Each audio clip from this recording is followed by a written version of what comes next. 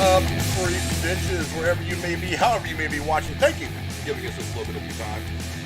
First show of 2022. This ought to be loads of fun. A whole lot of things to go into, mostly postponements and revivals. And here to get into all that with me is, for the first time in a long time, at Dowager Countess, Lady Cora. How are you tonight, man? I'm great. For once, my job didn't run me in so late on a Thursday. I can join you. Yay! Stop working her like a slave, damn it. Come on, get her here. I like having that female voice here. It balances things out. It's so necessary. Well, I've made a point to tell them on Thursdays I'm out at a certain time, so you're stuck with me now for the weeks ahead. Well, I've been stuck with worse people than you, so we're not doing so bad. I have a name, you know. I know. I wasn't talking about you. I mean, Aaron might be on more regularly starting next Hi, week, so Jeremy. we'll have him too. And as always, my good friend, my hetero life mate, Jeremy Wolder. What's going on, my brother? All right. You just need to take a page out of my book, Corey. You just tell work to fuck off. Yeah. I do what I want. I just call him. I'm like, yeah, I'm busy. I can't do that, but I wish I could. Problem is, Yeah, like if you hear me walking out of that place, you can hear this like faint scraping noise. It's the sound of my giant balls as it goes out the fucking door. Oh my god! That's what it is. I knew I missed something about being on the show. Then you turn back just enough to side eye your boss as you walk to your car, like motherfucker. It's that photo right there. I am that Wookiee when I'm fucking leaving. It is. Yeah. It's just like, say something, motherfucker. Say something. Yeah. Poor Rachel. She knows. She knows what she got herself into. But yeah, a whole lot of stuff to get into to kick off the first show of the year. And Lady Cora, what is the first topic we're going to go into today? Well, there are a couple of revivals in the works. The first was hinted by Mike Judge himself as he took to Twitter to announce that Beavis and Butthead would be returning to the big and small screens. For the project, Judge said in a tweet that plans call for a, quote, brand new movie and more, end quote, on the Paramount Plus, but that Beavis and Butthead, quote, need some time to get back in shape, end quote. The untitled Beavis and Butthead movie on the streaming service will serve as the kickoff for a forthcoming series on Comedy Central, which ordered the Judge-led reboot for 2 seasons in July 2020. Frank, what do you think of the return of Beavis and Butthead? Because I will tell you, I was in high school when this shit came out, and as a high school girl, walking down the halls of high school, having every guy at their locker stop and turn and go, he, boobs. Yeah. It was ridiculous. So, there you go. Jeremy, what do you... well, you know, before I go to Jeremy... It was awful. I was trying to formulate it. Well, for one, I was one of those guys. So, I am still that guy. you know, like, I got to admit, I'm indifferent. Now, I will go to my grave saying 2 things for sure. Number one is that Beavis and Butthead was one of the most revolutionary TV series to ever hit television. I will go to my grave with my last breath. I will say that. I will also say the second thing is that when they kind of killed Beavis and Butthead, MTV died. That was kind of the... That was the middle... That was, I guess, kind of the... Yeah, Daria didn't end. take over. Well, the thing is MTV started to go through a pretty radical change at that point. In the mid-late 90s, they started to get more into the reality stuff. It wasn't so much about the music-based content as much as it was the real world and whatever the hell bullshit they ended up getting into. Look, ridiculousness. Yeah, stuff like that. I mean, it's like, so that was kind of the beginning of the end for MTV. But there's 2 problems with this. Number one is they tried to bring the show back in 2011 and didn't do very well. And you have to ask yourself why. Now, I think because when Beavis and Butthead was out in the early mid-90s, it was very edgy. I mean, they were putting fries, they were putting worms in the fryer at Burger World. They were playing frog baseball. I mean, that was what was edgy back in 1994. In 2011, when they came out with that one season that they put out on MTV, you at that point you had Family Guy. Even The Simpsons over the years has gotten a little bit edgier. They've dropped some double entendre and dialogue that is not the kind of stuff they used to do back in the mid late 80s when The Simpsons first came out. South Park, American Dad, South Park particularly. It's like you've got all these animated things that are way more edgy than Beavis and Butthead ever was, because our tolerance for edgy has kind of moved. So when Beavis and Butthead came out in 2011, I liked it as a purist because it was very much in line with the stuff that I got for the 3 or 4 years it was on TV, or however long it was on TV. But it wasn't nearly as edgy and catchy and fun as all the other stuff that's out there. So I don't know if this is going to work. Now, the idea of making them older characters, I don't know that I'm into that. I feel like this works best when they're teenagers. I agree. I didn't put this picture on there. I gotta put this picture. They're going to turn it into Bill and Ted 3 is what's going to happen. Well, Bill and Ted 3, while enjoyable, was not everything I wanted it to be. I mean, it was fun. But you know what I'm saying, though? They're going to be more worried about paying their mortgages than they are about... It's... Okay, Beavis and Butthead are not going to be worried about... That's the thing, though, is they're not going to be worried about anything... They're going to be worried about the same shit they were always worried about, but now they're going to be middle-aged men. I don't know. I have a feeling they're going to go full stupid. I don't know if it's going to work the same way now. It's not like Jay and Silent Bob Get Old. Like, that's different. Are they going to get the same voiceover people who did the original voices? Because it would ruin it if they did chick voices to be SJW. Mike Judge did the voices. Oh, I didn't know that. Yeah. But here's a look at some of the concept stuff that came out from Mike Judge that he put out. And I gotta admit, I'm not digging it. I'm just really not. But, I mean, you think it's not even new. We already had a moment like this in the Beavis and Butthead Do America movie, where they run into their dads, who used to be roadies for Motley Crue, for those of you who have seen Beavis and Butthead Do America. So we've already got the older versions of Beavis and Butthead, and while they were funny in that dose, I don't really want to see a whole show surrounding these mid-40s Beavis and Buttheads. I just don't want to do it. Yeah. I don't know. I don't think it's gonna have the same allure. I mean, because some of the funniest episodes of that revolve around them being in school or being in these teen situations. I don't understand what positions you could put them in as 45-year-old men that are going to be anywhere near as funny. That's kind of my problem with it all. You know, it'd be like if they tried to redo Ed, Edd n Eddy like 10 years from now and they made them all like adults. I'm like, that wouldn't work because it's not them being kids and just having, neighborhood shenanigans. They had that one episode like where they got like super, super old, but that was just kind of a nice, like, hilarious, back and forth of them like getting old and they're like, oh yeah, remember when we used to do all this shit as kids, and then, But see, while funny in that one moment, I'm like, yeah, I don't want to watch them be old and still trying to, I don't know what they do instead of scamming people for money for candy. I'm like, I don't know what they're doing now. Yeah, are they really going to stand outside the Quickie Mart eating nachos and making fart jokes when they're 45? I would be. It's funny to see like a 14, 15-year-old kid do that in animated stuff, but it's like, I don't really want to see 45-year-old guys out there doing the stuff that they did. Mm-hmm. Now, I mean, there is some validity to the idea of them being 45 and not aging well and having to deal with middle age. I mean, there's some humor in that. I can't see a whole show being centered around it, though, especially because they've ordered 2 seasons of this at Comedy Central. Yeah. I don't know how they're going to pull off 2 seasons of this. If you want to do this in movie form, you might be able to pull it off. You might be able to pull that off. But I don't understand how they're going to do this in show form. I don't know that it's going to fit with everything that we already know about Beavis and Butthead, especially the people who loved the series when they were teenagers like I did. But, I don't know. Maybe I'm wrong. Yeah. Look, Mike Judge is surprised. Look, Mike Judge is a tremendously talented creator. I mean, Daria, I thought, was way too smart for its audience.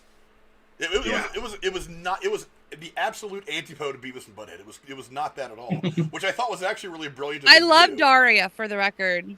I thought it was fun too. I loved it. And it was way too smart for its audience at the time. And people go back and look at it now, they're like, holy shit, now I get it. But he's also given us things like Idiocracy, which is hilarious, Office Space, which is a comedy classic. Yes. Mike Judge is just, and not to mention King of the Hill. I mean, I was like, you're missing a big one there. Not to mention I've never seen King of the Hill myself. What? It's essentially, it's not really or that Family Guy show. I've never watched it either. It's not really a spin-off of Beavis and Butthead. The character is kind of modeled after somebody that was in Beavis and Butthead, but it's definitely a separate thing. But it's definitely done. It's very much kind of the same. It's the same animation style, the same kind Well, of the same. Basic that's why kind I of never saw storytelling. it. Because But I was told it's a lot like Beavis and Butthead and it's a guy's show. And I was like, well, that sounds stupid, so I'm not going to watch it. oh, it's funny. It's 'Cause I hated it's- Beavis and Butthead. it's- I'll be honest. I can understand people not liking Beavis and Butthead. I get it. It was a lot of dick and fart jokes, a lot of crude humor. I understand why some people might have been turned off. King of the Hill was way more family oriented, and while there was some Okay. like double entendre and some stuff, it really was this old guy who sells propane, this middle-aged man. Was who it sells like propane a with his wife trying to cartoon raise- version of Roseanne? Because Roseanne, the old school stuff, was funny as Kind fuck. of. Some similarities, very Okay. different though. Very different. Propane accessories. Yeah. I would advise just going on one of the streaming services, picking a couple episodes and watching it.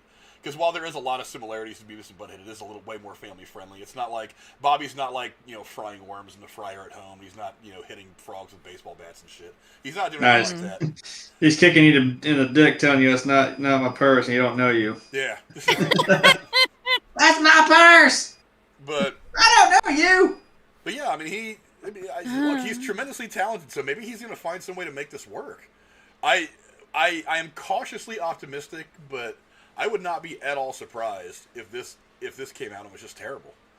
Again, I don't know how you could do pure Beavis and Butthead and have it be as exciting as it In was this in the age 90s. of SJW, let's be careful shit, there's no way. I don't know. You know what? Family Guy has managed to do it. Family Guy's managed to make some pretty hard jokes and not necessarily get tagged by. But wasn't that the whole of Beavis and Butthead? Not just a little here and there. I mean, the whole thing was offensive. Well, kind of. It was outrageous. Because you got to remember, in 1993, 94, 95, people were offended by different things than they are now. Nowadays, it's like the wind changes directions and like 300 people get offended. But back then, you could like a frog baseball is a classic episode. And like the no laughing episode is one of the funniest things I have ever seen on television. And I don't know if you could pull that off these days.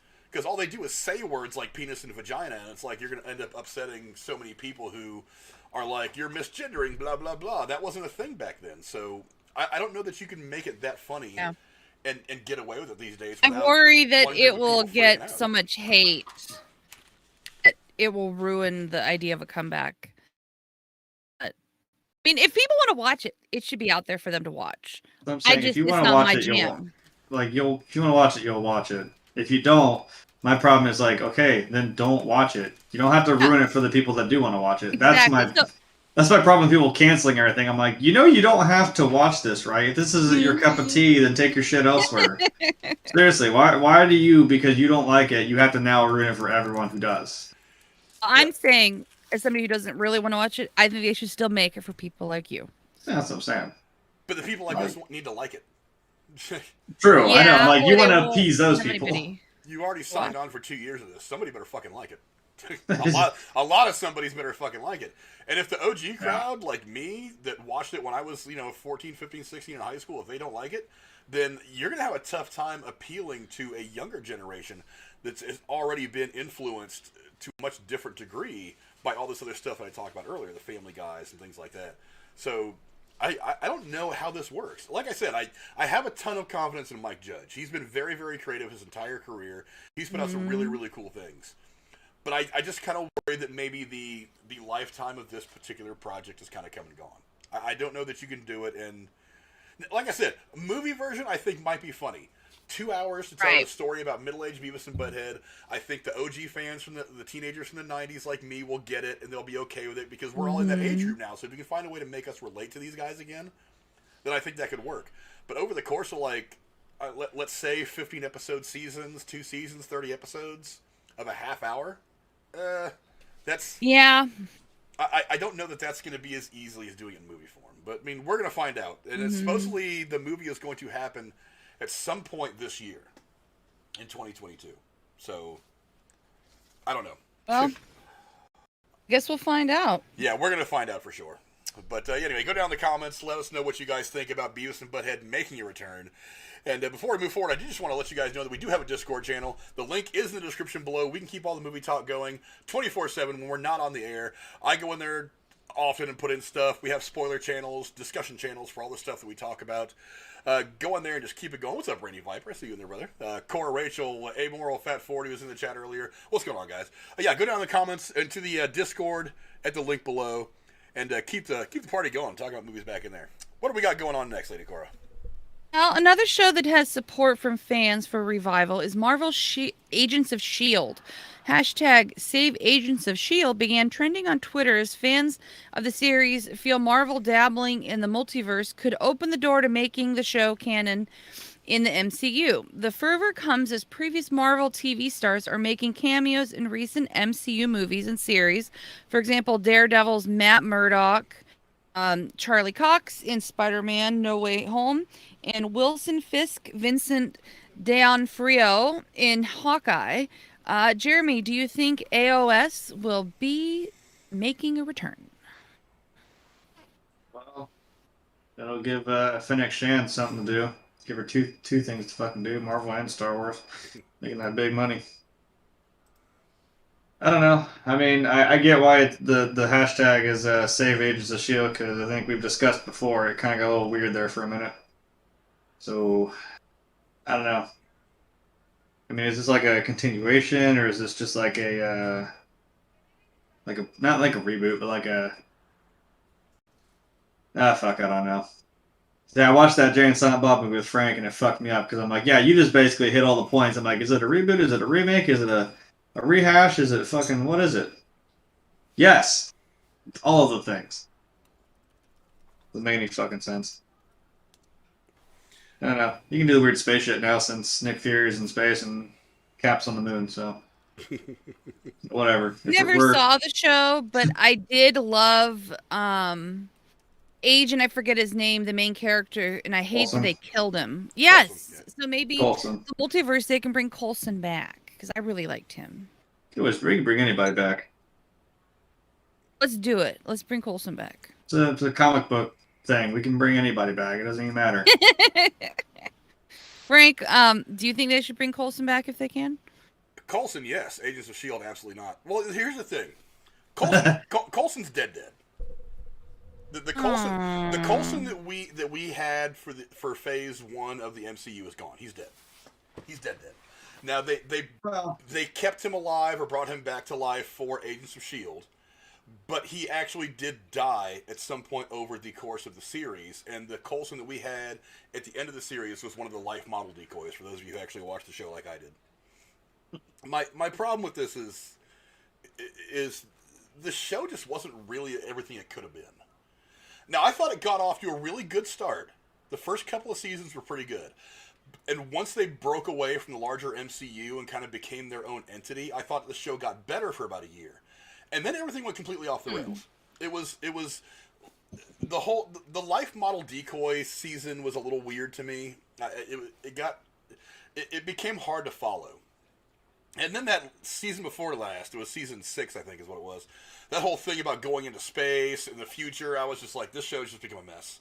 I didn't want to watch any of that. I watched it because I was waiting for it to find its legs and get better again. It just never really did until the last season. And even the last season, it was really gimmicky. It was not like now we're however many 50, 60 years in the future, and Quake has somehow accidentally destroyed the Earth, and there's just a bunch of spaceships floating around the remnants of Earth and all kinds of craziness and slave taking and aliens and whatever. Then they, for some reason, started doing the time travel thing back to the 40s. And I was like, the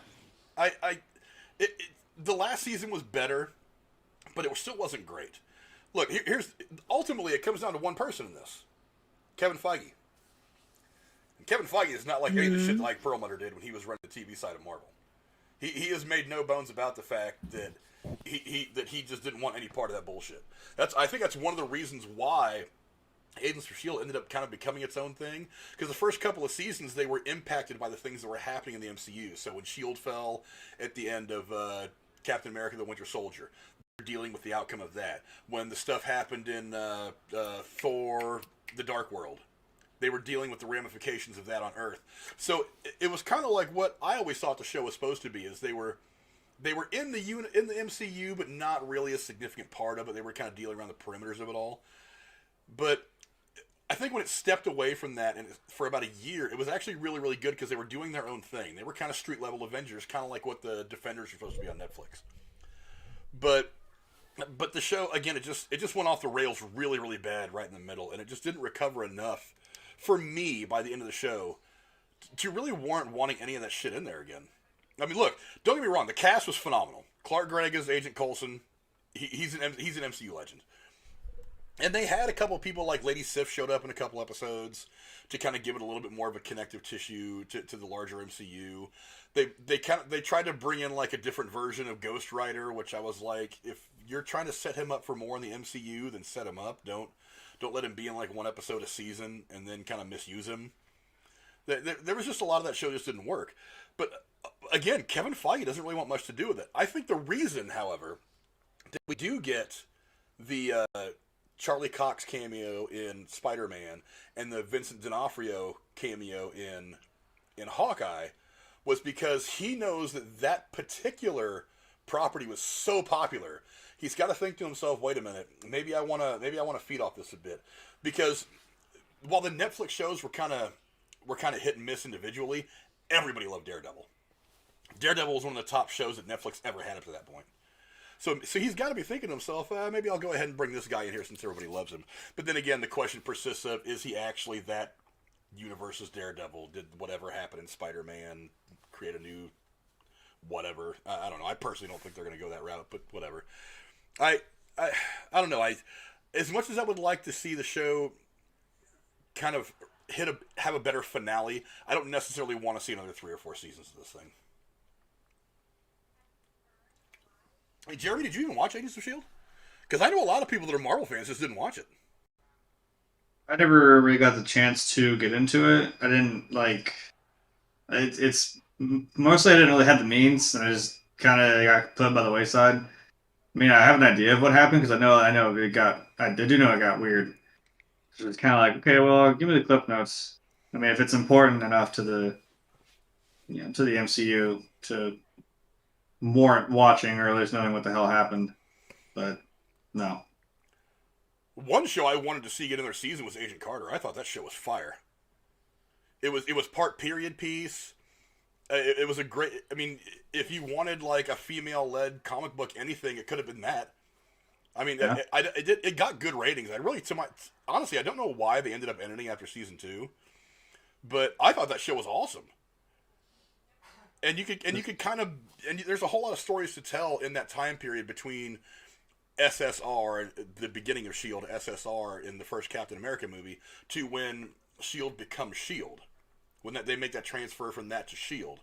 So there was all kinds of cool stories you could have told at that. I mean, and a lot of that stuff ended up impacting Agents of S.H.I.E.L.D., like the Dark Matter storyline ended up moving over to Agents of S.H.I.E.L.D. I mean, and you had Haley Atwell, who everybody loves. I mean, Peggy Carter's a badass.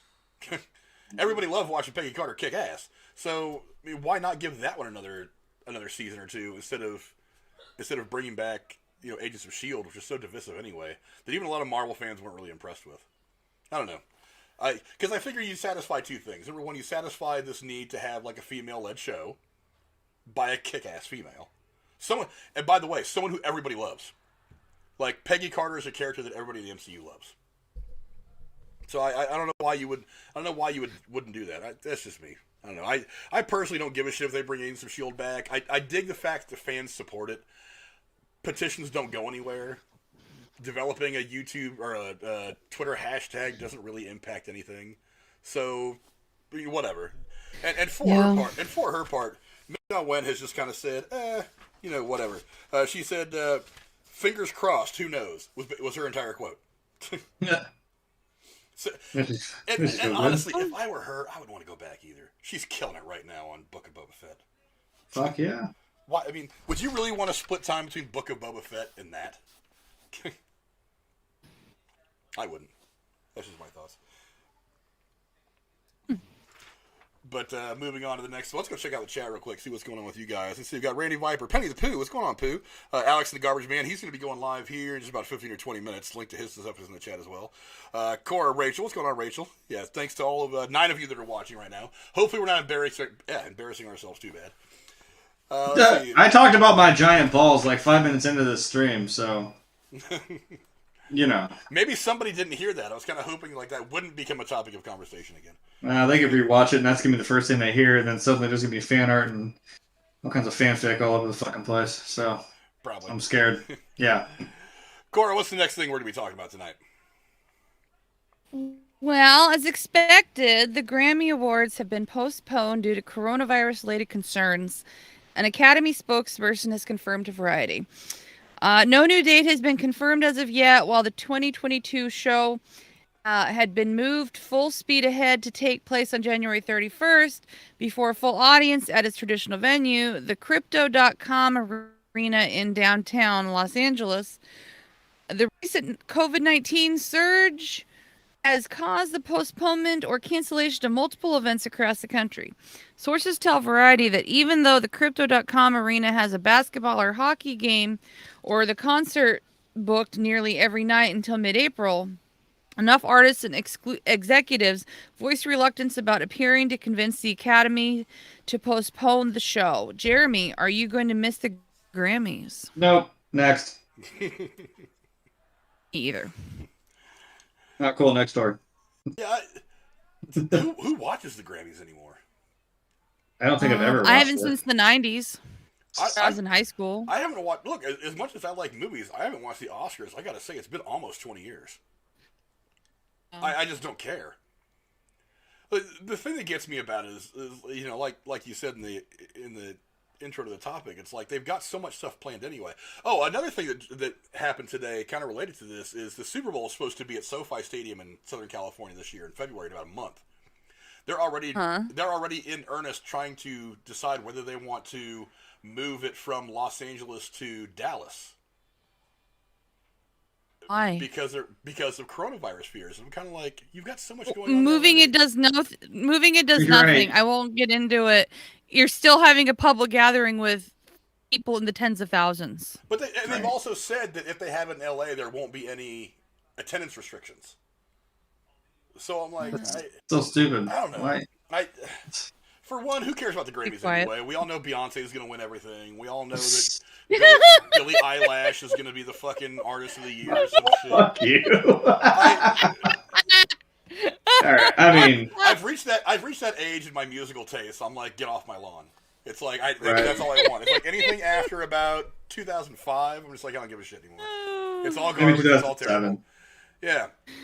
And when somebody that I actually like does win a Grammy or something like that, it's usually for something super obscure. It's like what was the one year that Eminem was nominated for album of the year, and he got beat. Like for and he got beat by Steely Dan in a children's animated short that nobody saw, kind of thing.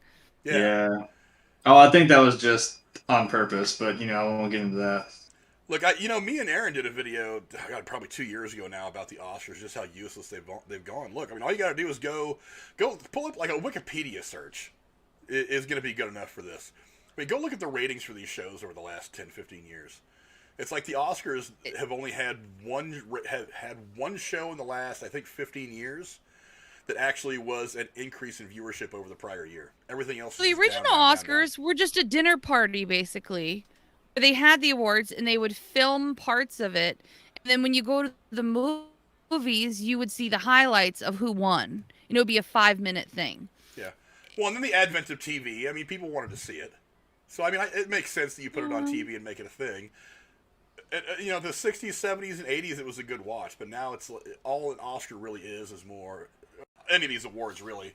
It's just a negotiating tool for when you negotiate your next contract. You can be like, oh, you only want to pay me $5 million for my next picture? I have this little statute that says you're going to pay me $25 million for my next picture. Because you want to be able to have that Oscar winner, blah, blah, blah... starring Oscar winner, blah blah blah. So you have a little tag right before you fucking put in a trailer. That's all these awards really are anymore. And you want to be, and so like when you're putting together like a album for a movie or some shit, you want to be able to say Grammy winner so and so, Grammy nominee so and so, 2022 artist of the year so and so. It's like, who cares? Listen to the music. If you like the music, listen to it. If not, look, whoever wins a Grammy for Artist of the Year, it's not going to change any of the fucking music they put out. It's not really going to change any of the music they put out going forward. So it doesn't mean anything. As long as Adele wins a bunch of stuff, because she kind of kicks ass. I can get with Adele.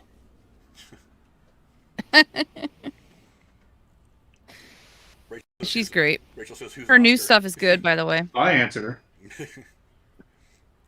Oscar's my uncle, my Theo Oscar. Look, I mean, ultimately, whatever. I mean, I'm all about being on the safe side. So, I mean, and if enough people got a hold of them and said, hey, maybe we want to think about how we're going to do this year, then, err on the side of caution. But, I mean, there's so much stuff going on already. Even in Southern California, it's like, are you really going to trip out? Now, what I just read the other day? One of the film festivals is going virtual again this year. I forget who it is. It wasn't Cannes. I forget who it was. But, like, one of the film Toronto Film Festival? What one? Like Toronto Film Festival or that something? Might have been the one. It might have been TIFF. But, maybe. But, one of them said that they're again this year, after last year of going ahead and doing, like, a limited in-person thing, and the year before that, obviously, just canceling the whole smash. They said that this year they're going to go to an all-virtual thing, which, whatever. Like I said, err on the side of caution. I don't want anybody to put themselves in a position that they think might be dangerous for them.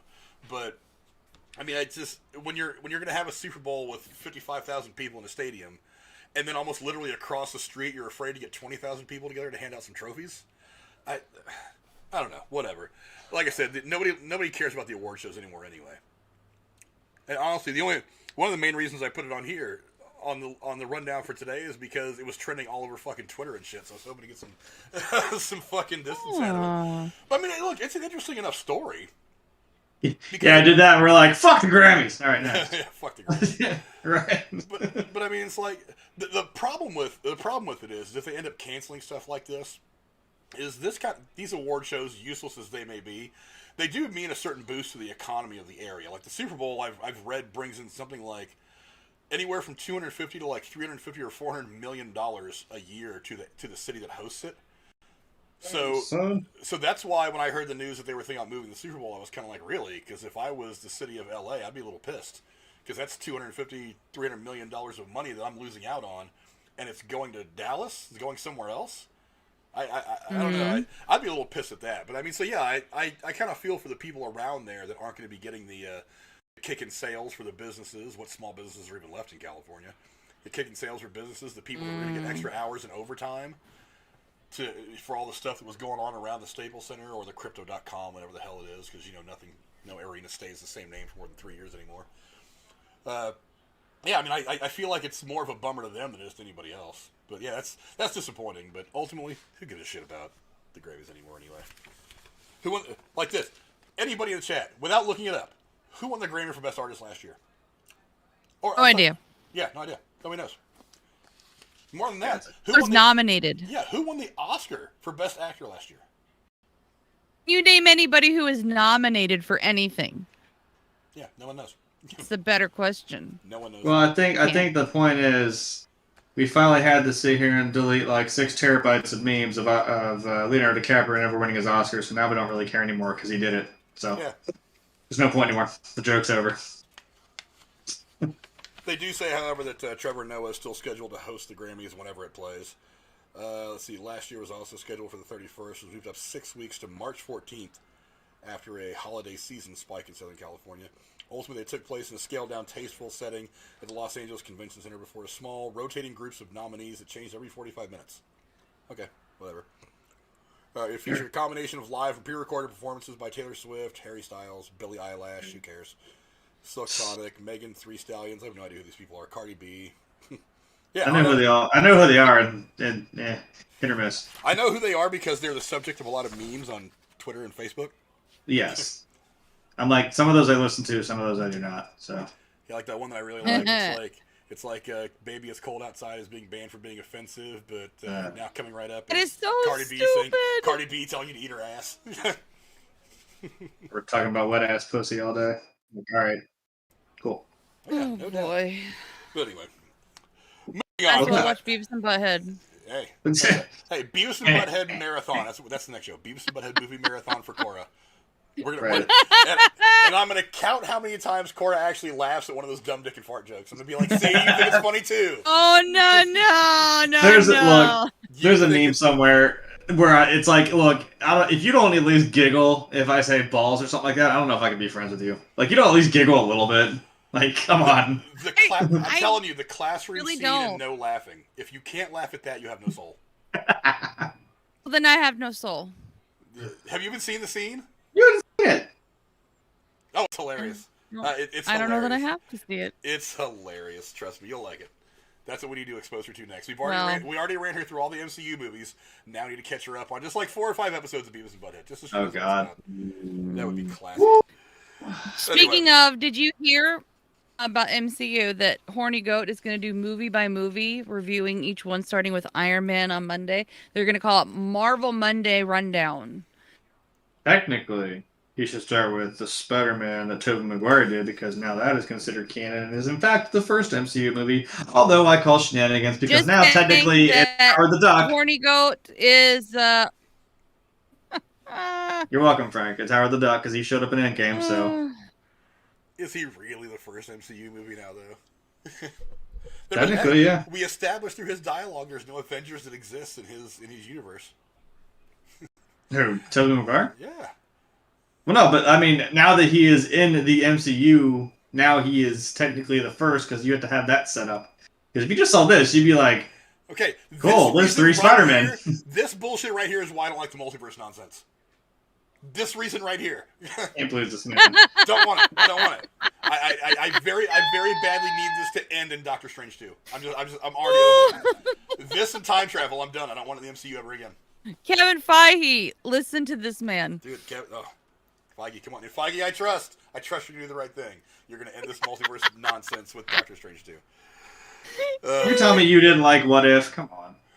What If was great as like a one-off. It's like a little separate thing. Yes, this is just a one-off of the next chapter of the MCU, and then we're going to be like, all right, now let's do something else. What If, though, is what he's saying. I don't want everything to become What If. It was fun to watch for like the 6 or 8 episodes in animated form. It was fun. But no, I don't Well, you better hold on to your balls, because here comes the evil Doctor Strange in the next movie, which was in What If. So drag them across the floor like yours. I'll drag my own balls across whatever look. You brought. This is not even the discussion. I'm talking. No, that's not the What If we need right now.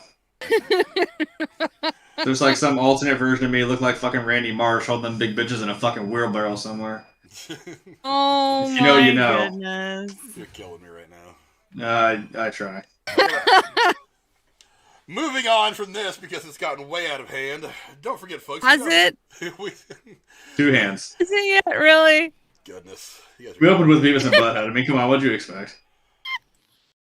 I see that picture of like Loki, just like, come on, what'd you expect?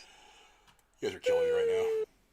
In any respect, if we haven't completely turned you off, you can go support us on Patreon for just $5 a month. You get a chance to win $25 in free movie tickets every month. We'll be giving away $25 next week, actually.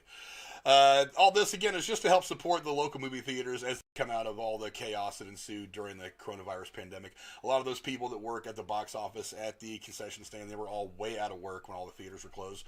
Let's just go and support them as we are finally getting a full slate of releases in the theaters now. All kinds of stuff coming out. We'll be talking about a few of the things coming out here in just a little bit. And Lady Cora, what is the next topic we're going to be talking about today? Well, it looks like we're going to have to wait a few more months to see what the movie Morbius has in store for the Sony Spider-Verse. It was announced yesterday that Jared Leto-led comic book film will be pushed back to April 1st, 2022 from its most recent release date of later this month. Frank, what are your thoughts on the change of date? And I know it's bullshit. I'm not mad. Really? Yeah, okay. Well, I mean, look, you're talking 3 months. You're not... Look, think of it this way. This movie finished filming. It wrapped filming in June of 2019. Yeah. I mean, look, what's another 3 months? It's True. not. It's not going to be coming out. Now, I don't have the release calendar in front of me as far as what Sony's got coming out, but it's not like they've pushed their entire slate of Spider-Verse stuff back 6, 8, 9 months to accommodate for something. They said to themselves, you know what? We have a fear that maybe some theaters around the country are going to be seeing some limited opportunities, limited ticket sales. We're going to push it back 3 months. You're actually pushing it back closer to that window of the summer movie season where most people are going to see movies anyway. Yeah. Whatever.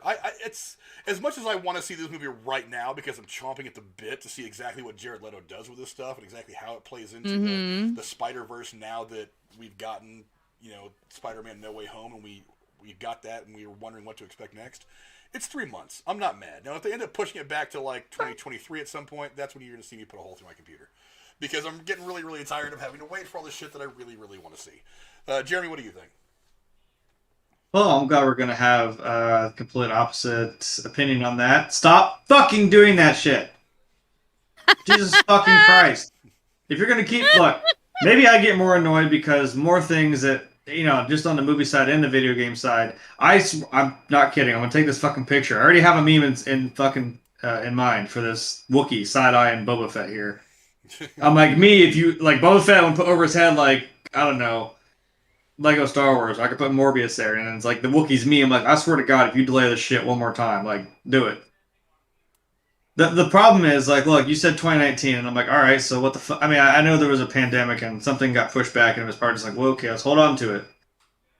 But how are you gonna put out all these trailers now? Finally, you're like, all right, let's show these people this. Let's, like Frank said, I want to fucking know how you're not gonna have a trailer with Spider-Man in a fucking alleyway, spray tag, someone spray tag murderer across. You're not gonna put fucking Michael Keaton in this bitch, and then fucking have him name drop Venom, and then they're like, yeah, but you're gonna wait again.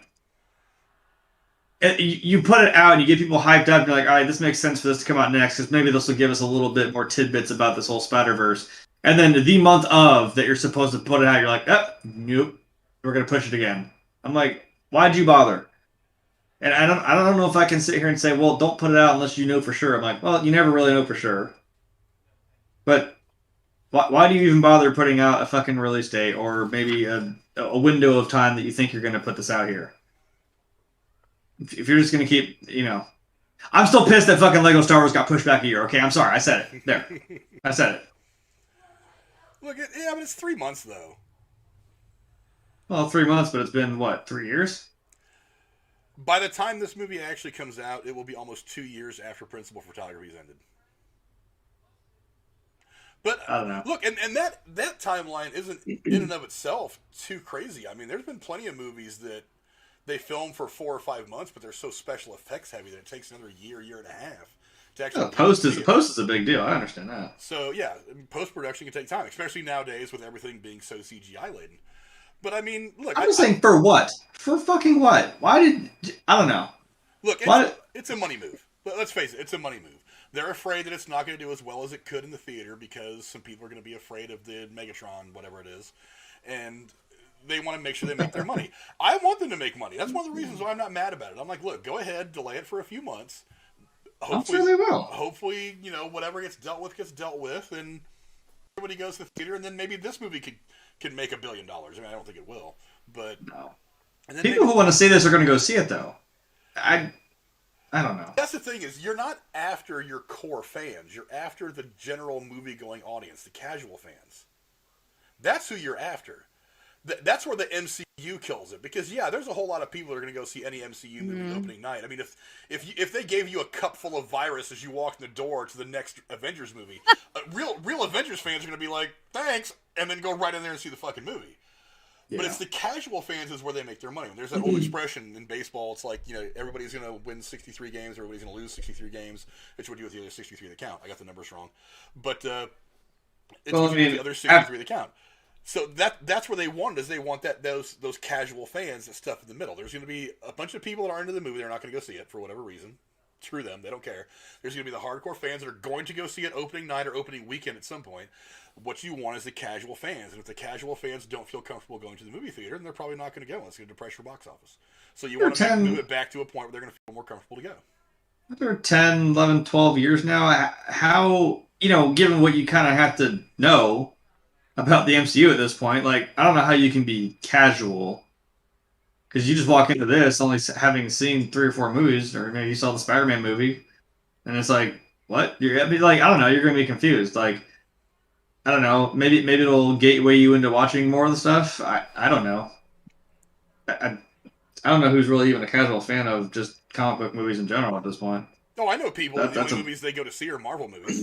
They'll wait for everything else to come out on streaming services or DVD or whatever, the secondary market. But they'll go at some point. Maybe not opening night or opening weekend, but they'll go see a Marvel movie in theaters just because they like the way the stories have all been crafted. I know people that are like that. Yeah. But I mean, those people are the ones that are likely to stay home because they don't know if it's going to be a good environment to go into. I mean, I get it, I understand, but. Like I said, it's just 3 months. I'm not that worried about it. Now, if they end up pushing it back again... That's what I'm saying. That's the mentality. That's another 3 months. I was another slippery month. slope. Once you one more start month. pushing That's things another back. fucking year. Like, I'm like, God damn. I understand, like Frank said, he's going to put a bullet through his fucking computer if they do it again. And I understand that. Because that's what I need. Where it's like, oh, let's delay it again. Let's delay it again and again and again. I know. Then his computer will really be broke. Not a bullet, my fist. Ammo's still expensive. Either way. Yeah. Ammo's still really expensive. Actually, right behind that picture right there, that's where I got all my 9mm ammo. It's all stacked up behind there, all 900 some rounds of it. But it helps keep the poster from flopping, the picture from flopping back. But yeah, I mean, look, it's 3 months. I get it. Look, we all know this pandemic thing isn't going away anytime soon. There's going to have to be some movement because they want to make sure that these movies make money. I don't know what the exact budget for this thing was, but I would imagine it was somewhere in the 175, 200 range. So if you think about it, it's going to have to make at least twice that to break even. So if you really want to release, you don't want to release this movie and then have it brick because, a bunch of people started sneezing again in L.A. and they decided to close everything in L.A. and New York. Because I mean, those are the ones you really got to pay attention to is L.A. and New York, because the vast majority of the moving-going audiences are kind of governed by what happened in those towns. So it's really great that in towns like ours, Jeremy, where we can go see whatever whenever we want, they don't really give a shit about the people in the Midwest. LA and New York drive the theater markets. So if New York and LA end up going through big shutdowns again, you're gonna see a lot of movies say, we should take this over and move it a little farther down the year until maybe we're in a better position to make some money. I mean, this is business. I don't blame them. It's just business. And again, it's 3 months. I mean, it's 3 months. They're not moving the entire Spider-Man calendar. They're not moving an entire 4, 5, 6 series set of movies around and back to make it for it, like Marvel ended up having to do by moving their entire slate back over a year to try to make sure that things were releasing in the right order, so you weren't getting a spoiler for this movie here, that kind of thing. Like I get it. It happens. I think my problem is I'm just getting really tired of that just being the fucking norm at this point. Like, I don't even care anymore that it's like, oh, this is delayed? No, that's a shock. All right, cool. What else is new? Like, I mean, I don't want to become numb to just, like, shrugging my shoulders every time someone says, oh, something's delayed. I'm like, cool. When's it release? All right, add about 6 months to that, you might be right. Like I said, there's no goddamn point. Like, don't bother telling me. Feels like movie releases now are like prognoses for, like, terminal illnesses. Yeah, I think you'll probably have 3 to 6 months to live, but it could be 3 years. We'll see what happens. And that big earthquake, it could happen tomorrow, or it could happen 10 million years from now. Thanks for the fucking warning. Yeah, California's waiting on the big one. You may as well put it out now because you could have an earthquake tomorrow. I was saying to quote the late great Robin Williams. Yeah, well, thanks for giving me a fucking warning. I'm like, great. Yeah. Goodness gracious. Anyway, go down and let us know what you guys think. Another 3 months. We got to wait for Morbius. Again, I'm not so pissed off, but let me know what you guys think in the comments. Yeah, we'll see you in 3 months. We'll see you in 3 months. Look, hey, you know what though? Maybe Frank may not be here. The anticipation's good. I could get hit by a meteor. I could get COVID again. Who knows? But look, or I mean, you'll put your fist through your computer screen. I could put my fist through my computer screen. That's possible. But anyway, moving on. Miss Cora, what's the next thing we're talking about today? Well, the book of Boba Fett, which you've mentioned a couple times in off-cuff conversation tonight so far, dropped its second episode this week with more flashbacks, a run-in with some Hutts, and very intimidating Wookiee, filling the episode with plenty of excitement. Jeremy, what do you think of episode 2? I would not fuck with that Wookiee. That one specifically, look. I mean, I wouldn't get, Wookiees, they lose and they tear your fucking arms off, as verbatim what Han Solo said, right? Holy shit. I appreciate the flashbacks because, I mean, I know we're getting this kind of setup and kind of backstory of how, like, because we left this off. I mean, whatever, I'm gonna spoil it now. We left him off with like, okay, this is how we saw him in Mandalorian. I'm like, okay, cool. This is how he got the gaffy stick. This is what he's been doing on the in between from being there to sitting on Jabba's throne. But I don't want this to become Star Wars: The Book of Flashbacks, because I'm like, all right, cool. I think we're getting there, maybe, because we kind of got a little bit more action this time. We're like, oh, we kind of, I mean, we confronted the mayor, and it's kind of like, yeah, I didn't really do this. So now it's like, oh, but who attacked me? And then the big, drop. Oh, it's these two ugly ass fucking huts that were cousins of Jabba the Hutt that we never heard about until now, because that's how that works. And again, they're fucking muscle of a fucking Wookiee there. Jesus Christ. I mean, I thought, okay, cool, they're Hutts, and like, so I can tie it in. They ruled with fear. He rules with respect. I was kind of like, yeah, cool, giant space logs, and Boba's probably giving them that smirk under that fucking helmet, because remember, he saw them carrying them on that big fucking platform, which he didn't want to do. Probably thinking, God, these motherfuckers. And I'm like, but then you saw that fucking, that bodyguard Wookiee with that big ass fucking, like, it looked like a fucking LMG of some sort. He's like spike armored out to hell, and I'm like, oh, okay, I see why. That's fair. Whew. But I mean, Boba Fett also has the balls of like Death Star sized balls to just stand there in front of them. Like, you want to do this? Come fucking take it from me. I'm like, Being bigger than the ones you drug across the floor at the beginning of the episode. yeah. Show tonight? See, that's no moon. That's Boba Fett's pair of balls. Okay. Fucking that. I don't even know where I'm going with this joke anymore. Yeah, no. I'm excited because I'm like, look, this is what Boba Fett needed to be. This is what he's always been. I'm like, this is the badass that he fucking, the badassery that he deserved. So, I mean, like I said, he stood there in front of, I mean, he fucking probably stared that Wookiee right back in the fucking eye. So, he ain't scared. Yeah, I think Rachel says it pretty well in the chat. That Wookiee is metal as fuck. Dude, exactly. That's what she said. Dude, I swear to God, it's like, I love Chewbacca. But I would throw hands with Chewbacca before I fucked with this guy. There's a look in this guy's eyes that's just like, I'm just waiting for them to give me the okay to eat you. Yeah. It's like, I'm not only am I going to shoot you, I'm not going to kill you, I'm going to wound you, and while you're still alive, I'm going to feast on you because I'm a fucking badass Wookiee. Wookiees are no joke. I do like the fact that there's going to be some Wookiee involvement in this, because I always thought that outside of Chewbacca and that one like part of the scene in episode 3, there hasn't really been enough Wookiee. It's like they're such an interesting race of people. I've always wanted to see more of them. Well, and if you ever look at what they've gone through, I mean, fucking Christ. Yeah. I kind of understand this guy a little bit. If you know, in the chat, you know what I'm talking about. Jesus Christ. Woo! I'm surprised all Wookiees aren't like this guy. Yeah, I just think he's dope looking. I'm really interested to see. Look, they made it pretty obvious that at some point that Boba Fett and this guy are going to throw hands. I want to see it. If not throwing hands, at least going to have a pretty badass gunfight. So this is going to be pretty awesome. I mean, obviously they set up a big. He's obviously working for the Hutts, and the Hutts they need their cut of Jabba's empire because whatever the reasons are that send this stuff. Because we're related. But I'm like, dude, I saw that dude and I was like, holy shit! I want a series surrounding this guy right now. Look, I mean, like I said, I was with Boba Fett. I'm kind of just like, what the fuck are you gonna do? This man doesn't give a fuck. Oh, Jesus Christ, that's a terrifying Wookiee. I mean, that shook me a little bit. I was like, whoa, all right. There's got to be a gunfight or something somewhere with this. I need 2 more bottles in the chat right now so I can look at them and say, if that was what Bigfoot looked like, I would just let Bigfoot run the world. Yeah, maybe that's why we ain't ready for that yet. Maybe that's why. Yeah, I'm really excited to see where it goes with this guy. I mean, one of the things going on in the rest of the episode, one of the things I really liked is that whole gag with the Rancor Beast. She's sitting there like, maybe I want to talk to the Rancor Beast, and then she hit the button and dropped him down into the Rancor pit, and I was like, ooh, is the Rancor? Did they put another Rancor Beast in there? At first I thought to myself, well, it'll be like a baby Rancor. That'll be kind of the joke, and the guy's gonna look at it and be like, fuck this little Rancor Beast, and the Rancor Beast is gonna tear him in half and chew on his innards.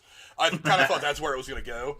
But when he starts squealing like a pig, and then she goes, "Oh yeah, the Rancor died a long time ago." Then you see a little rat kind of scurry out from behind the gate where the Rancor Beast was kept. I was like, "Oh, I really want to see another Rancor Beast." See, I was gonna. But it wasn't really I was for gonna. gameplay.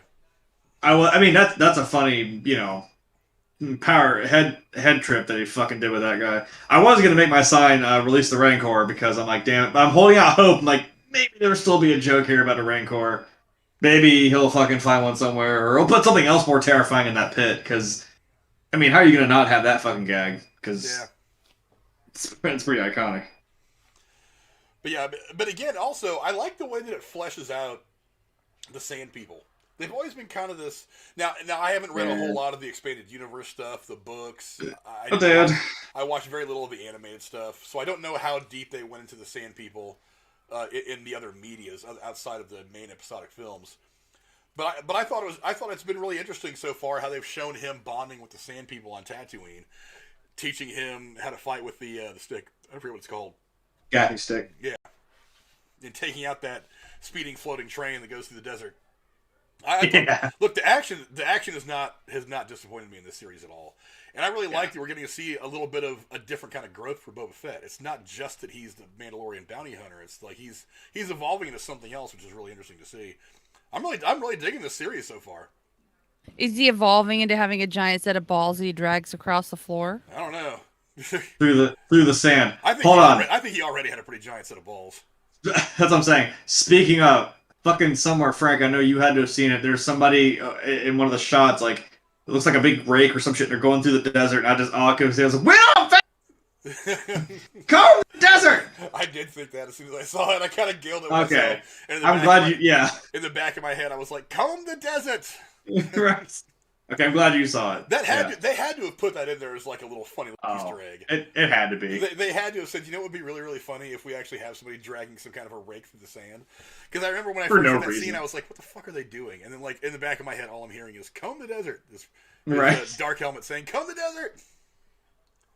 Did you find anything yet? Nothing yet, sir!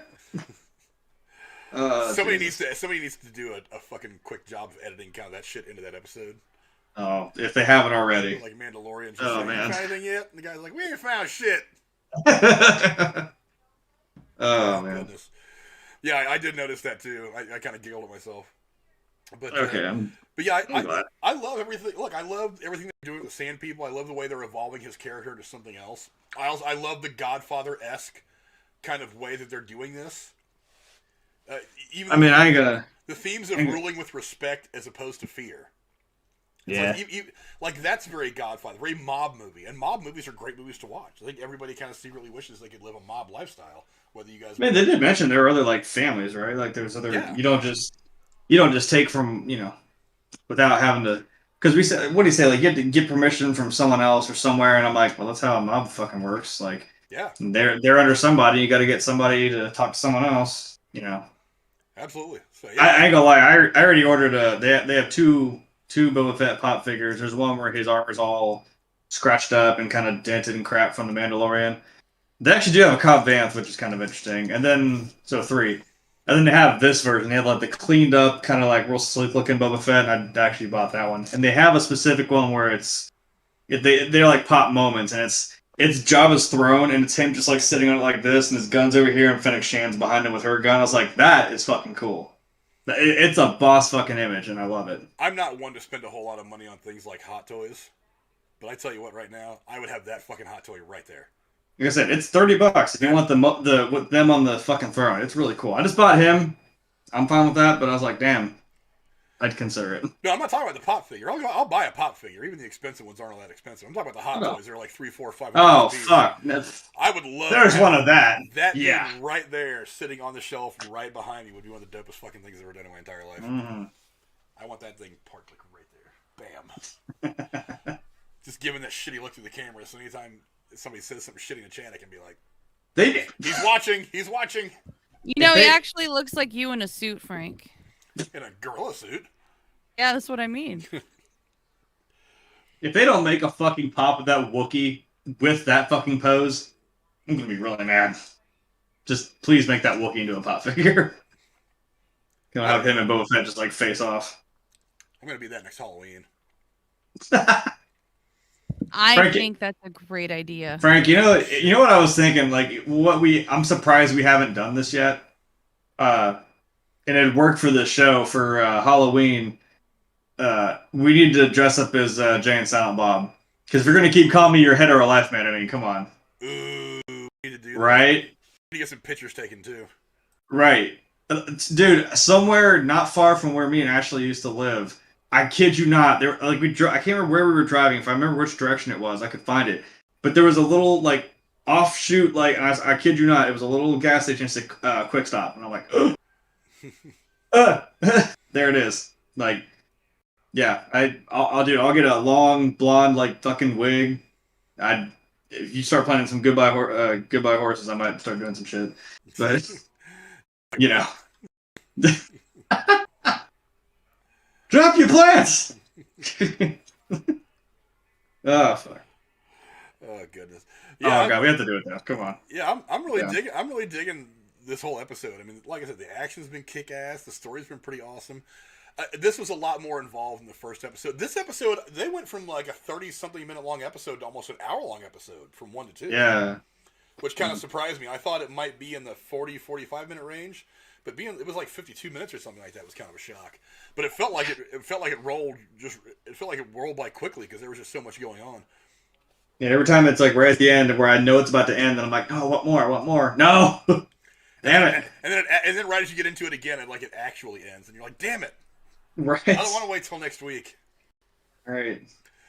But yeah, I've been digging Boba Fett, and this is only going. What did we figure out last week? Like 9 episodes, 8 or 9 episodes, or is it 6? I thought you said it was 6 because you said it's got to pop off real fucking fast. Dude, it is. It's gonna all happen real fast. We better have a fucking Wookiee fight here real soon.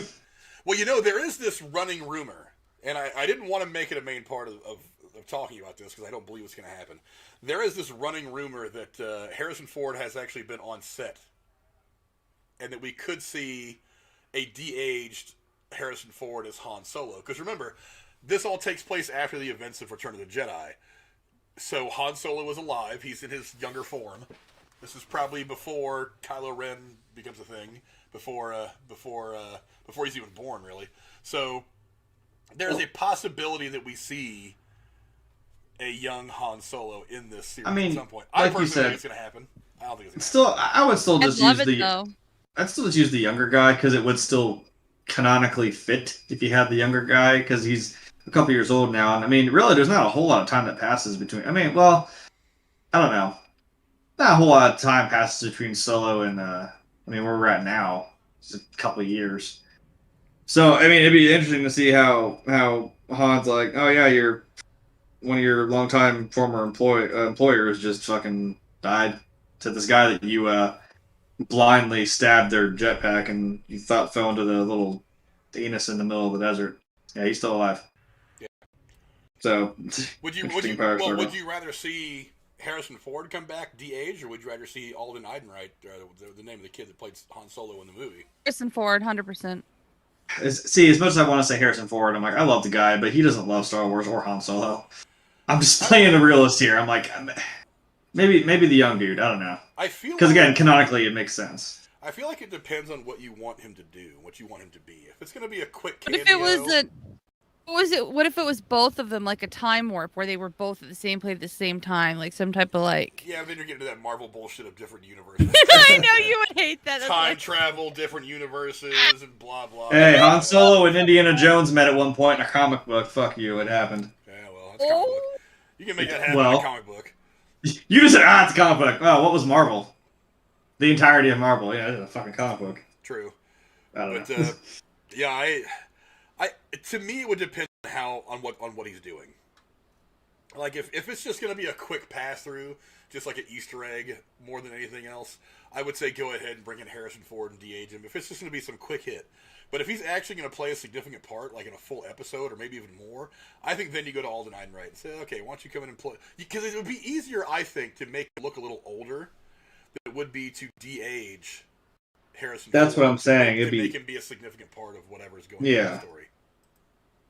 And again, just keep the continuity. Just fucking keep the young guy, because it would make more sense. Because we're not, Harrison Ford's like in his fucking 80s, man. Like, I don't know how you're gonna do that. I mean, I guess in all fairness, they de-age Sam Jackson for Captain Marvel. still looked a little weird, but like, Yeah, but, I didn't like that. I'm well, not gonna lie. Yeah, but it was a little awkward. You know what Coulson. though? A little bit of makeup could go a long way with him because he still looks kind of the same. Yeah. I think all you had to do for him really was take off some of the love handles and shit like that. But he's always kind of had that. That's true. He's always had kind of like that stone face, you know, hard jaw, that kind of thing. So you don't have to de-age him. There, what again? It's on a plane. Look, I just watched a thing where they said that Jules is apparently from Pulp Fiction is apparently Nick Fury, and I'm like, oh, is that what was in the fucking briefcase? Was it the Mind Stone? Fuck you, god damn it. Could be, because that took place in the fucking mid-90s, which also, I mean, that's when Captain Marvel happened. And maybe he went off, you know, and did his own thing, which happened to be, you know, S.H.I.E.L.D. I'm like, okay. I'm following you, but I hate you. I don't know. Yeah, he got recruited by Robert Redford's character. Yeah, sure. Yeah, I don't know. That's the mashup we need. We need Pulp Fiction and the Avengers. Yeah, they're like, oh, Pulp Fiction is an MCU movie. I'm like, is it though? I'll hear you out, but is it? Why not? They're mashing up everything else. They at one point were going to mash up, what was it, Men in Black and 21 Jump Street. Sure. It's like, why not? At this point, let's just do mashups for everything. Also, well, I think the other thing is, like, didn't they say, like, on his gravestone, it has, like, that first part of the Bible verse where it says, the path of the righteous man. I'm like, I think it's just a joke, guys. I think it was an in-joke, Sam Jackson just likes to make little jokes. He has the bad motherfucker wallet, and he put bad motherfucker on his lightsaber in Star Wars because he fucking can. Like, he made it purple because he can. Like, fuck you. He does what he wants. Because he's Sam Jackson, damn it. I know. You've all heard his narration of the book "Go the Fuck to Sleep." Fantastic. I actually own that book. I love the audio narration of it. But I does listened Sam to Jackson it. ever come to your house and read it to you? He could. You don't know. Sam Jackson, if you're watching, please come to my house and read that to me while to try and fall asleep. If Sam Jackson ever came to my house to read me that book as I was going to sleep, I would absolutely sit there with my thumb on my mouth, like cuddle up with my face in his chest, like. Read me a story, Mr. Jackson. Visual. Read me the book, Uncle Sam. Oh my god. I need somebody with some kick-ass, like, fucking Photoshop skills to put me all curled up with Sam Jackson. Like, look, I said fan art. We're gonna get some weird shit. Oh yeah. Well, I do have the book. Like I said, I could just put you, with the book and have him just sitting there. Yeah. Okay. Oh,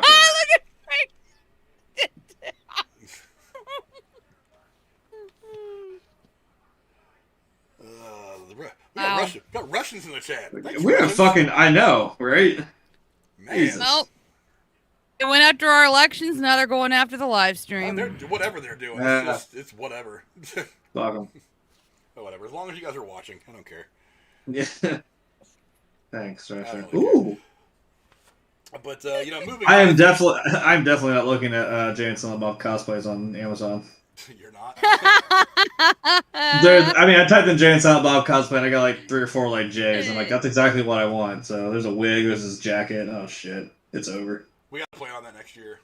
Oh hell yeah! And then as a joke, and then just like meld it into like Bluntman and Chronic. It'd be hilarious. We definitely need to do that next year. Oh yeah, I'm down for that. Next year's Halloween show. You're right. You're gonna be Jay. I'm gonna be Silent Bob. But will I be able to talk? See, I know. Do I just sit there with the head on? I'm like, just not. No, like then the last thing is this. That you better make it something good. The last thing you say. The one line that'll have the entire stream. My favorite one is he just stands like, "Come on, man, you gonna fucking say something at your cue?" I got nothing. Nothing. He's like, "God damn it, dude, really? Hell, what are you adding to the conversation?" You're just like, pussy, man. Fuck. Awesome. Yeah, but we do have one more thing we want to talk about before we get out of here. Miss Cora, what is that tonight? Well, we have a whole list of films coming in the next year that look to dazzle us. Marvel to period pieces, Jeremy, what are some of the films you're looking forward to in 2022? And sometimes maybe the ones that should have come this year, which have now been extended into 2022. Well, I mean, my fucking god, I can't type. You rushed me. Hold on. Well, I'll say I'm looking forward to more Downton Abbey, whether it's TV or movie. And I'm not a Jennifer Lopez movie person, but I saw the trailer for this movie she's doing with, I forget what his name is, and it's called Marry Me, and it looks fucking adorable. Oh, with fucking Owen Wilson? Yeah. Oh, you just dissed Agent Morbius like that? Wow. I just can't remember his name. Rude. Oh, come on, you guys. Ah. Anyways. You're just jealous that you can't get Owen Wilson. Ka-chow. Hey, he ain't bad. I'm trying to get Sam Jackson. Look, man. You can have him. I like me the blondes. Anyways, so yeah, I'm looking forward to those, and I don't remember what it was called, but I was knee deep in some stupid work emails, and I went down the rabbit hole of playing coming trailers on YouTube, and just let it keep playing, the next video. There's some disaster one. I think I bookmarked it. Maybe? Yes! Yeah. Thank you. Yeah, I was gonna say my contribution to this conversation is watch last week's show, because that's basically what we fucking did. Sorry, I missed it. I just kept this. No, not you. I'm just like, I kept this. I was like, Frank's like, oh, put 3 movies. I'm like, I did last week, but we just kind of ran through it anyway. We talked about a bunch of movies last That's fair. I mean, I'm not mad. That's kind of I like the way we did that. But I was like, well, here, I'll pick out the 3 I still had that I'm kind of excited for. I got some honorable mentions. Well, one of them being Morbius, which whatever, that's getting pushed back. So fucking, I just want to fucking know what's going on. That's the same year, so it's okay. Yeah, that's what I'm. Yeah, this year.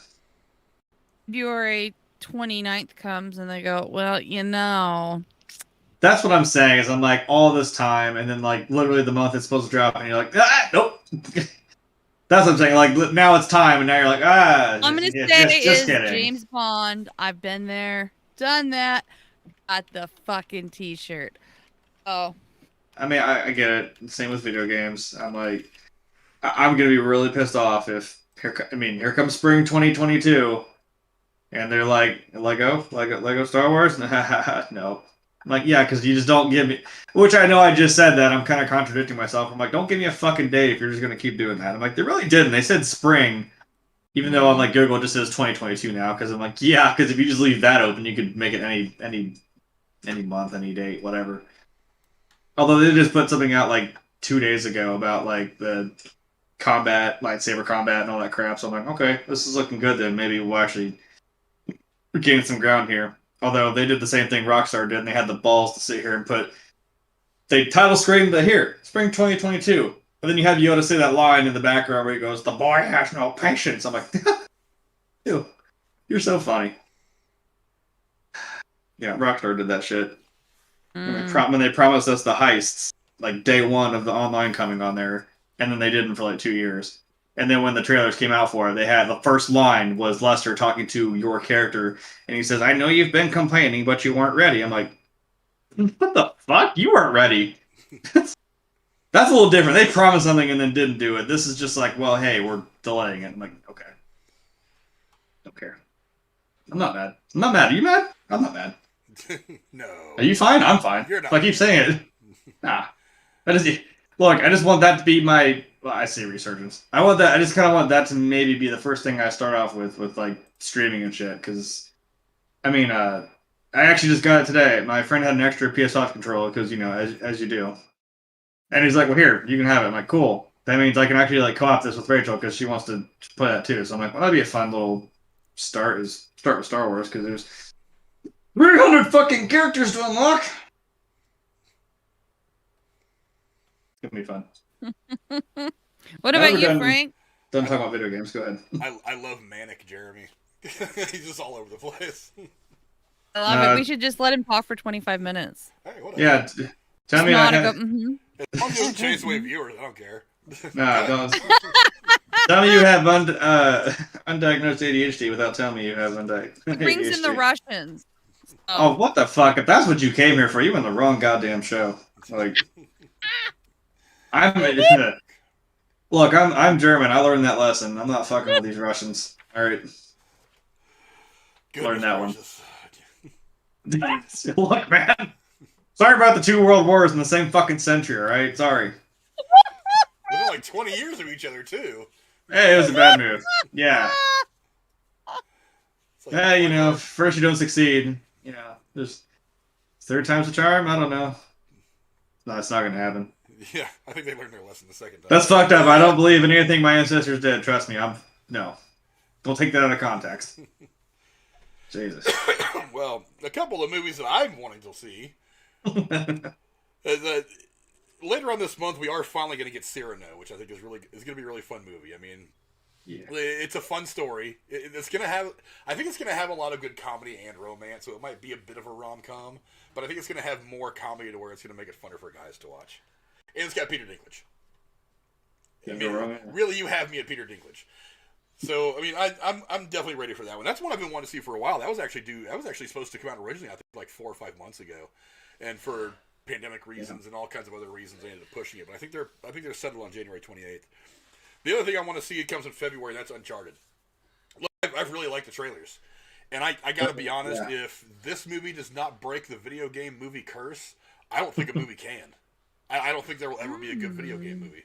That was one of my honorable mentions because I actually both of mine were video game movies. Uncharted and Sonic 2.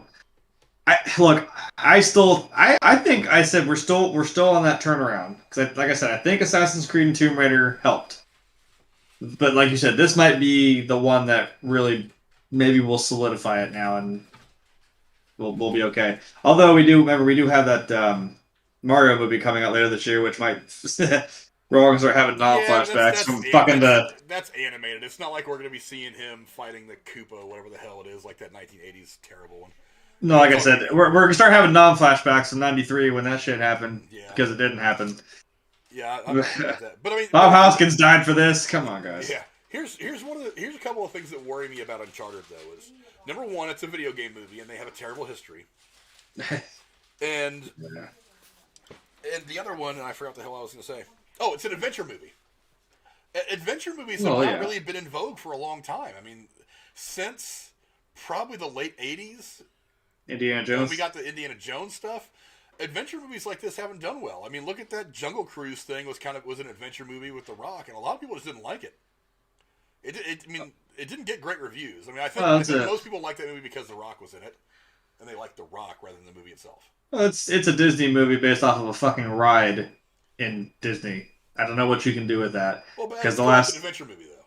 So well, yeah, I know. I'm saying they did that with Haunted. They did that with Haunted Mansion and it worked. I'm like, that's a ride at Disneyland, and it fucking made a movie, and it was all right. I like it. It's funny. Yeah, I'm really interested to see if that movie does turn around kind of the video game movie curse. Another one I'm interested in seeing is Samaritan. I've been hearing a lot about this movie. There's almost no marketing for it yet, but I love the different take on the superhero genre.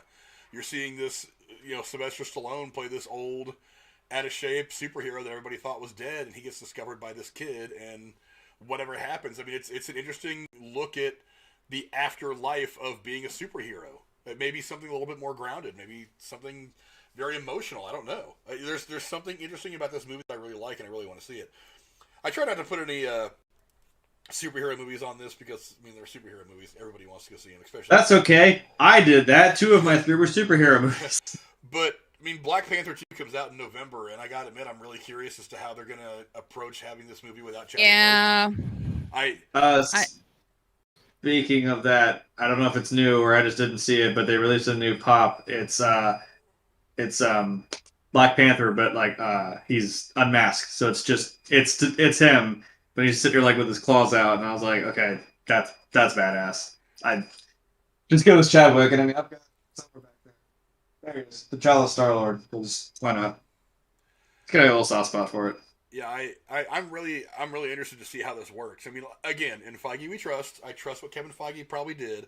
I personally would have recast the role. I think there's a couple of different actors out there that would have respected the role and everything that Chadwick Boseman put into it to make it a great character. But they didn't. They're gonna. I don't know how they're gonna. I mean, story-wise, we don't know what they're gonna do. We don't know if they kill him off screen. We don't know if he's just on mission or something.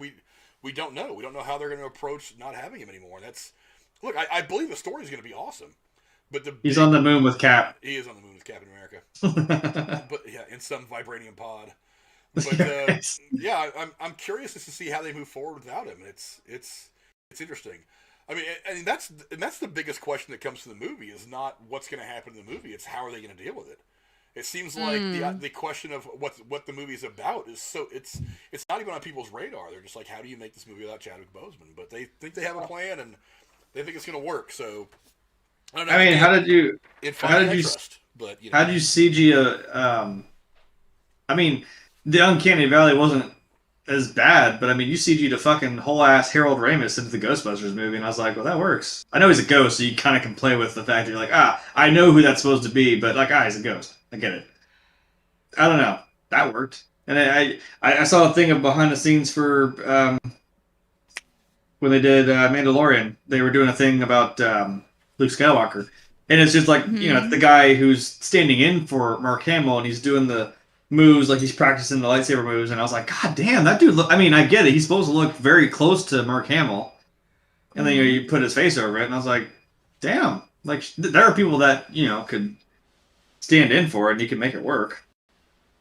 Hey, Feige, if you're listening, I'm telling you, Sebastian Stan, put Winter Soldier, just make his hair a little lighter. I'm telling you, he could make a perfect fucking young Luke Skywalker. Does he not? You want to continue with it, please put him in there. There is an uncanny resemblance from some of the stuff that I've seen online, some of the stuff that like fans have touched up on Photoshop. Yeah. I'm just like, that's I have a picture somewhere of it. They put him in like his outfit, gave him the lightsaber, lightened up his hair a little bit. I'm like, yeah, that's Luke Skywalker. I believe it. Yeah, he does have a pretty uncanny resemblance, but I don't know. I actually, one of the things I want to see with Sebastian Stan is another thing I want to see is they have this Pam and Tommy Lee. Just segued right for it. You're welcome. Oh boy, I saw that on the list of previews I could watch, and I skipped it. I actually saw something today at work for that. I saw Nick Cage for a second. I was like, oh, Nick Cage, and then went to the Pam and Tommy. Like, fuck you. We're talking about the movies. Saw a story about him where he plays himself.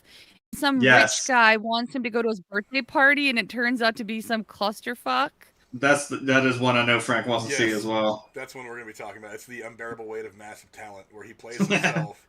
The basic storyline is he plays himself. He plays Nick Cage. And then he gets hired by someone to make an appearance at his birthday party. And it turns out this person who hires him to make the appearance is some kind of a Colombian drug lord. So the CIA or the FBI or some government agency contacts him and is trying to get him to like help them take him down or some shit. Dude, the trailer looks funny as hell.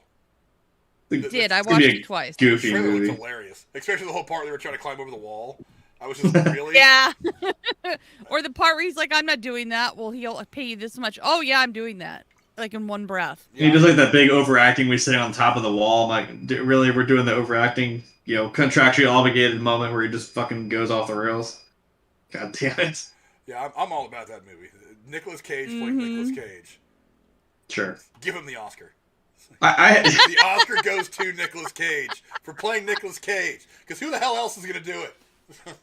I hate that I'm kind of like, well, it's Nick Cage. I'm not surprised. Whatever. He can do it because he's Nick Cage. And I'm like, because we talked about that, right? Like, who else would be able to play a version of just themselves in a movie? I don't know. Morgan Freeman did in 10 Items or Less in the grocery store movie. True. Which was pretty good. But it's Morgan Freeman, is what I'm saying. Like, that man can do anything. Yeah, maybe. I don't know. But yeah, what is it? Was it March or May, Cora? We get to go watch Downton Abbey, the new era. I think it's the end of March. Is it the end of March? Yes. Yeah. I'm interested. I like my Downton Abbey, my British aristocracy. Oh, me too. Especially since they're all the rage in the news right now with Prince Edward. Oh boy. I follow the monarchy more than I should, and it was a very big deal. The Queen did not mention them. Very, very, very big deal. Well, another show that's interesting is The Crown. That's supposed to be dropping its next season at some point in the next month or two, I think. But I mean, that being way more true life. I mean, I know that the people that made the show have already said they're not going to go. That they're going to kind of get to the point where they deal with like Diana's death, and they're not really going to go past that time-wise. So they're not really going to try to. I mean, I get why they wouldn't, because all this stuff with Phillips kind of in the middle of playing itself out, so you can't really write around it until you know a little bit more about what's going on, and we probably never will. But they said they're just gonna. They got another, I think, 2 seasons. It's gonna cover most of the 80s into the 90s or something like that, or most of the 90s. I forget what it was. But it's gonna cover the stuff about the aftermath of Princess Diana dying, and that's probably gonna be the end of the show. And I'm like, come on. Don't you want to go into that Prince Edward shit a little bit? Come on. They don't want to touch that shit.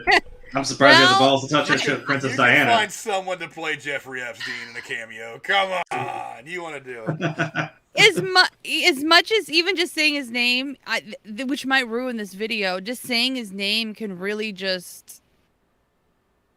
I don't think anybody will put it in a show. I don't think... Well, I mean, like I said... this whole thing hasn't played itself out yet, and there's so much that's not known. I mean, you'd end up making up... Did you hear about the juror at his associate's trial? I heard the whole thing. I've seen some stuff about it, but I haven't read it. Basically, the short version is, so she's convicted, right? Well, one of the jurors went out and did some interviews and said maybe too much, and overshared that he convinced the rest of the jury based on experiences he had prior to the trial, which basically goes against all the jury instructions. And so her defense team has serious grounds for mistrial. Because, of course, what a shocking twist. Can you see it in my face? That came forward who said that when he was filling out the questionnaire, he just scribbled on it so fast, and it was very obvious this guy wanted on the jury. There are those people out there like that. They just... For some, it's like I've read about it. It's like there are some people who are just addicted to it. They want to be on juries. They are just addicted to the process. I've read about stuff like that before. I wouldn't want any part of it. I only ever got a jury notice once my entire life. Once. I ignored it when I was 20. I didn't do anything. I didn't go. I was in my early 20s. I had just moved from one county to the next. And I got it in the mail, and it was for the county that I had moved out of. And I called, and I wanted to go because I wanted the experience. I wanted to see why everybody tries to dodge it. So I'm like, oh, whatever, I'll go. Because at that point, I didn't have any kids. All I did was work. So I was like, whatever, I'll take the time off work to do this. And I called them. I was like, hey, I want to do this, but I just moved counties. Is that okay? They're like, oh, no, you're eligible now if you move counties. I'm like, oh, please? And I never got one again after that. Never. Damn. Never got one again after that. And I was like, you're lucky. On, that's funny. Look, I want the experience. I'm not saying I want to do it all the time. Happy you're not on grand jury, because that shit, man. My ex-husband did that. Every Wednesday for like 4 months, he's had to spend a whole day, doing all sorts of cases. Grand jury duty is the worst. Yeah, I just want to be on the next OJ. Yeah, like you want to have that one. That's the thing. You get some like fucking petty trial. You're like, fuck, god damn it. Like, gloves don't fit, jackass! I would be the first one to run in front of the camera and that shit was over and be like, all right, everybody, come talk to me. Let's go. Let's do this. Who's got questions? I'd have a Harsh Truth like hat and shirt on and be like, all right, you guys want to hear my story? Go check out my channel. You can see subscribers like that. Right. Continued discussion over that. Right. Oh, yeah, he totally fucking did it. Subscribe. Oh, goodness gracious. Like, he's guilty. Put me on the Brian Laundrie jury. Guilty. Or the new associate one that's gonna result from this mistrial. Yeah. All right. Probably. Yeah. Oh, Jesus Christ! This has gone completely off the rails. Probably a good time to go ahead. Probably a good time to go ahead and wrap things up. Lady Cora, I think you talk about mine too. About your what? Well, you finally have a list. I said Morbius, and then I didn't say shit else. I thought you did already. Well, give us your other ones you're into, Dave. No. Oh, yeah, I said. Oh, he's gonna make us beg, please. No, Jeremy, please tell us. Okay. Please. No, I don't want to. Turns out that fucking meme. Now I don't want to. Oh boy, you're moodier than a heavy set of balls being dragged across the floor. Oh, I typed it in. If that was the case, I'd have less problems. Well, I don't know. The way the pros and cons out of that. Anyway, I don't know how we segue into that. We already talked about Uncharted and Sonic 2. Well, not really Sonic 2. I just said, hey, that's a thing. I don't know. It looks kind of fun. My other two, of course, are the Batman. Because I was going to say, take a wild guess what my other one is. Why did they have to pick him as the Batman, though? I don't want to see it Well, because of him. why'd they pick fucking, what's his dumb face as Batman? Look, I turned around on Ben Affleck. Dude, the first time I heard it, I literally rolled the fuck over. I was about to go to sleep, and I was like, what in the fuck? No, I went to bed pissed off. Ruin it. I saw the preview, and I'm like, no, Robert Pattinson is not fucking Batman. Well, he's a younger Batman. I don't So care. it's not, like Frank said, it's not year one. I'm like, this is like year two. You know, probably. So, I get what we're trying to do here. I'm not mad. It seems like, I mean, holy crap, it's got me by the balls. Stop. But it had me by the balls with how fucking dark and how gritty this shit is about to be. I'm like, damn. I'll tell you what, you see it, and if it's total shit, I'm not seeing it. But if you say it's good, I'll see it, but only after you see it. Partially biased, though. That's my favorite superhero. What am I gonna... I'm just saying. An edgy, like, dark, gritty version of, like... I mean, I know we all like to...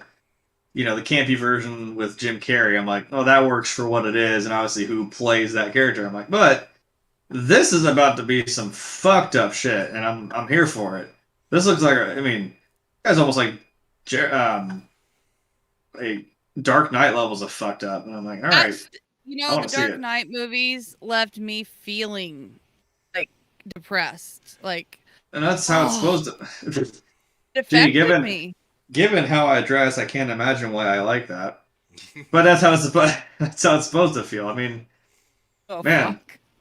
I'm just saying. Jeremy's the only person that wears more black than I do, and I wear black almost every day. Oh, it's okay. Yeah, redact out that word almost. It's every day, bro. That's the only time I'll mention that fuckwit Jake Paul. I'll say it's every day, bro, as a fucking joke. Because he has a joke. And your brother. You guys suck. Get knocked the fuck out. Anyway, moving on. The next one is Halloween Ends. And the only reason why I say that is because I'm like, well, I think you kind of went somewhere with this whole Laurie Strode thing, and then I'm like, oh, yeah, that didn't happen. And like, did that even that shot of her, like, we mentioned that, Frank, like, where everyone's running down the hallway this way, is that, you know, cliche shot of like that one person walking the opposite way with her holding the fucking knife in her hand. I'm like, did that even happen? I don't think it ever happened in the movie, because I know they filmed things for trailers or something different to kind of, which is, I think, is some bullshit. Because, I mean, that's what I hang on to. I'm like, oh, that's a cool image. I like that image of fucking Laurie Strode, like, walking up with a fucking bloody knife. She's like, I'm coming for you, Michael. I'm like, yeah, but you spent the most of the time in a hospital bed. What the fuck? What was that? You best get your ass up and out there, Laurie, and fucking start, you know, throwing hands at Michael Myers. I have a feeling we're going to end up appreciating this last Halloween movie a little bit more after we see the next one. That's what I'm saying. That's a nice way of saying this is probably better than what you're getting later. No, because I really do think that movie was supposed to have kind of an Empire Strikes Back ending. Oh, okay. It kind of did. Yeah, it very much did. I mean, because you see, what's her name?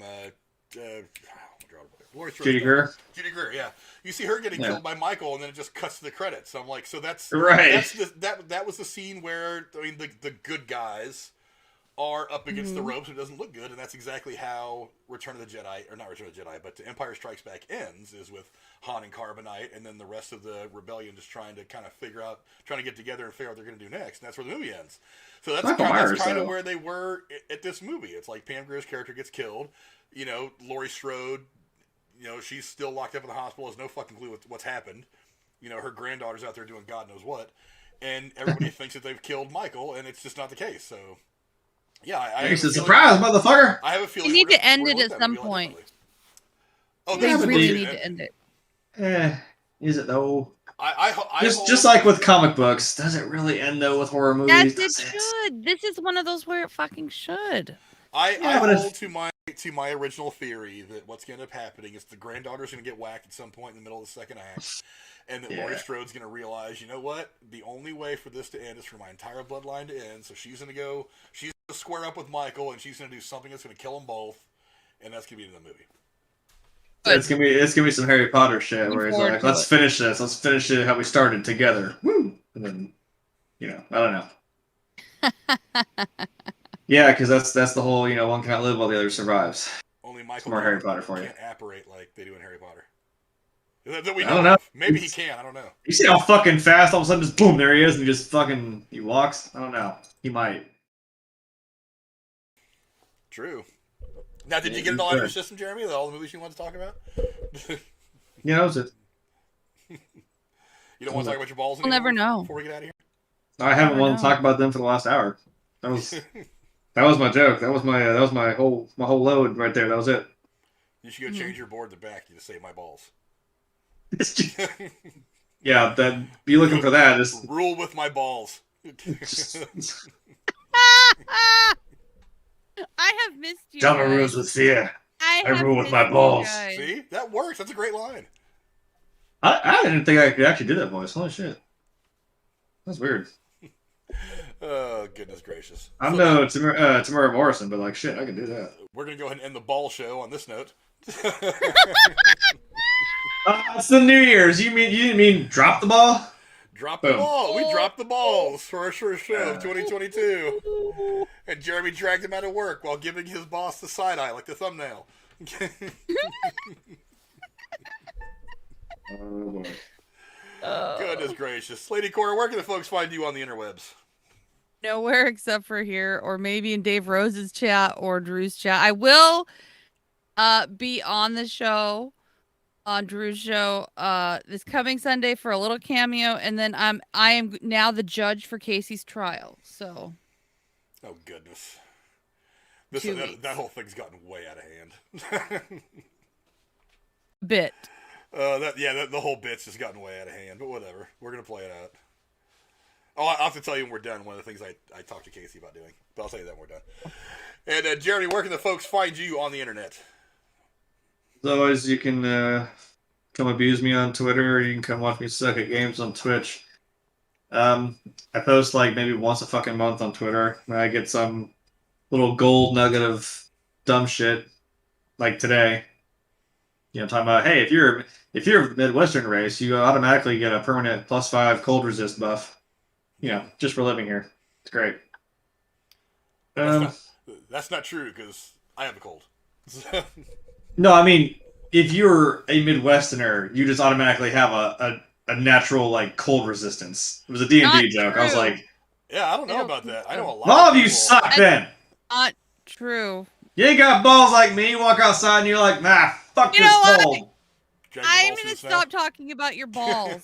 Hey, fuck you. Speaking of which, hold the fuck on. There is no... If I do the barefoot beer run and there's no fucking snow, what you're going to see is two little footprints and it's like this big fucking trail just right in the middle. I'll just mad that I'm not going to talk about his balls. Is that what the next barefoot beer run's going to look like? I'm just going to I'm going to loop one of those little sacks you have for like volleyball or some shit. I'm gonna put two big volleyballs in. I'm gonna see if I can fucking run with that. That would be comical as shit. I mean, make sure you put that shit on Twitter. Yeah, right. And then fucking as I mentioned earlier, I mean, I guess I gotta hold my breath. I can't really sit here and say, oh yeah, Lego Star Wars comes out this fucking year. Does it though? So we'll see in the spring. I'll probably start doing that. Someone mentioned, actually, one of my gaming crew leader mentioned to me that in February, there's like I don't know if it was 2/2/22 or 2/22/22. It's on a Tuesday. Like, that's the most like Tuesday day you could ever have. I was like, all right, well. What are we talking about? There's a fucking, hold on. There's a meme that he fucking tagged me. I got the little fucker. Look at that. Oh, look. Yeah, Barefoot Beer Run. There was that from 2017. No, he tagged me in a fucking meme that was about... There's a day this year that's very... It's one of those weird things that probably only happens once in a fucking million years, whatever. There it is. Mm-hmm. This year, February 22nd, which is 2/22/22, falls on a Tuesday, so we'll be able to call it Tuesday.